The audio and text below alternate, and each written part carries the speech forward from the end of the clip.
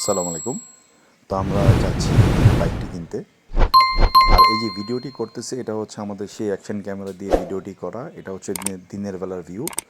অডিওটি আমি ডিলিট করে দিয়েছি কারণ অডিওটি অনেক নয়েজ ছিল, বুঝতে পারতেছি না কেন নয়েজ ছিল। ওয়্যারলেস মাইক সাথে থাকা সত্ত্বেও নয়েজ ছিল। তো আমরা শোরুমে যাচ্ছি, পরবর্তীতে আমরা আর অডিওটা রাখিনি। তো আরেকটা ব্যাড নিউজ হচ্ছে, শোরুমে আমরা যখন ভিডিওটা শুরু করি তার কিছুক্ষণ পরে ইলেকট্রিসিটি চলে যায়।